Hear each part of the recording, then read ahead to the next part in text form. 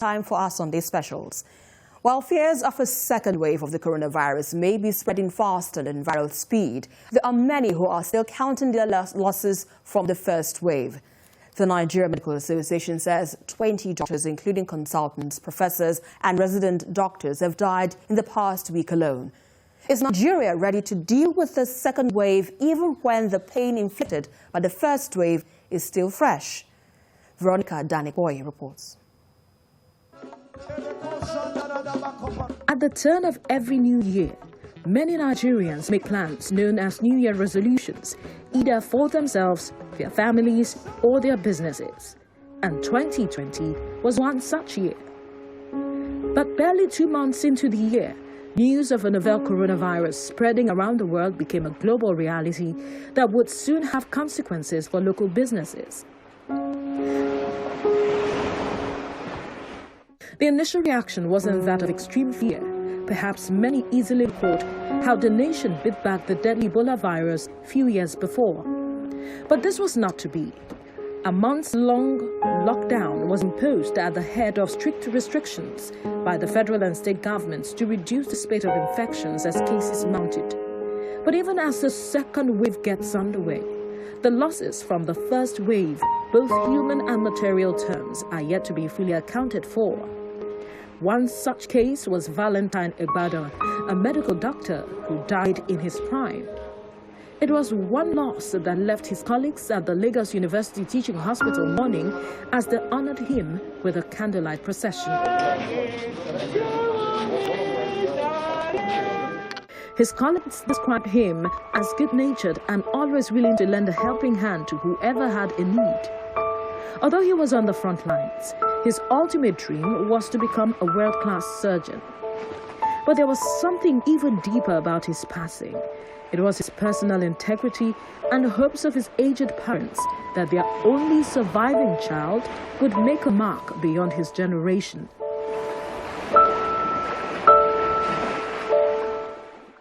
He proceeded to the University of Lagos, where he studied medicine and surgery. He also did his housemanship at Lagos State University Teaching Hospital, LUTH. Dr. Valentine Ibadan was an embodiment of humility, love, and kindness, who lived his life for others. Laying him to rest wasn't so easy.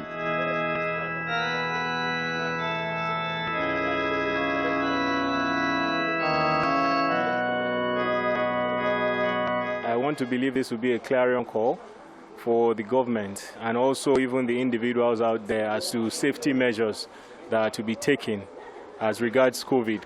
I spoke with his distraught mother and heartbroken father, who were both not present at their only child's burial, as it is customary for parents not to bury their children in this part of the world.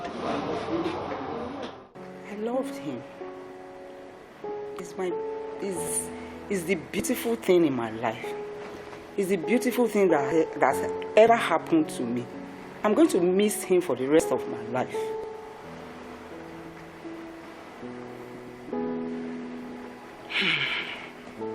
His father, who couldn't make it to the country due to the pandemic, spoke to us via phone on how much the loss meant to him.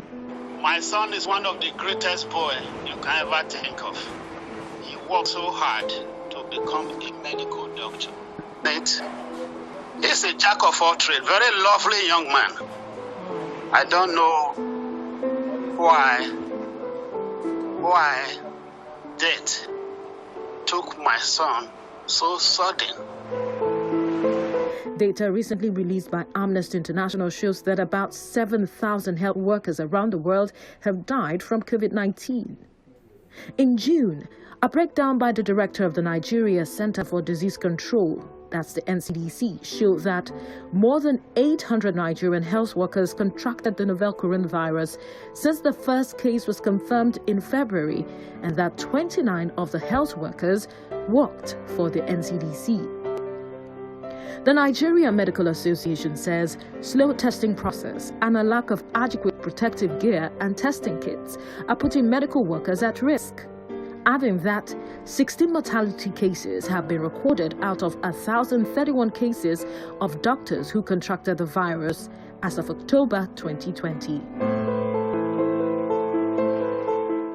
Health workers on the front lines were not the only ones who were hit by the virus, because for Shebotimo, her mother was only a patient at the General Hospital in Ikorodu, but she was asked to vacate the hospital premises like every other patient so as to avoid contracting the virus at the time. She tells me the family never envisaged the turn of events after leaving the hospital. But when they said everybody go home, sick or no sick, the instruction is everybody has to go home. COVID-19, they want to avoid spread of COVID-19. And I said, okay, we left. She says life has not remained the same since her mother passed. Mom, my mom she's everything to us. Just name it. My mom calls me every day. Not only me, my other siblings too. Every single day. Every morning. Even though she didn't call. Why would she call? That call, I miss it. Many Nigerians like Shebotimo lost not just their loved ones to the cold hands of COVID-19. Jobs and businesses too were not spared. Before COVID-19, Nigeria's unemployment rate, according to the National Bureau of Statistics, stood at 23.1% in 2018. And the Minister of Labour and Employment, Chris Ngige, forecast a 33.5% for 2020. This figure, according to experts, has been surpassed with economic downturn stemming from the pandemic. Vice President Yemi Osinbajo had said the government was anticipating 39.4 million job losses by December of 2020, which means more than 10% of the population will be out of jobs by the end of 2020, based on this projection. For weeks running, I sought to speak with persons who lost their businesses as a result of the pandemic and finally found Marvelous Okoro. Her thriving hospitality and travel agency at the time was badly hit by the pandemic due to the lockdown and closure of the airspace to curb the spread of the virus. Although a second wave has now commenced, the impact from the first wave is not one she'll easily recover from. Hard as I tried, she wouldn't put figures to her loss. It was badly hit, so it was like my dream of becoming a successful, a more profitable business by the end of 2020 gone with the wind, with the COVID-19 wind. It really impacted my business. I hadn't made any alternative plans. Nobody saw this coming. I didn't see it coming.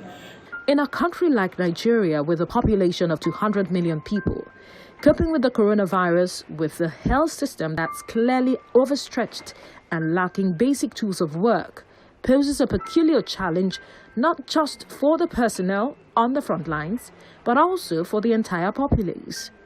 Nigeria wrote its name in gold in its handling of the Ebola epidemic.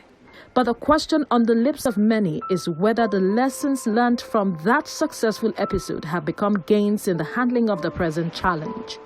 Between the first and second waves of the virus, some common threats could still be found: insufficient community health workers to help with the contact tracing, the undispelled myth around the virus that continues to stick, the need to achieve better social distancing.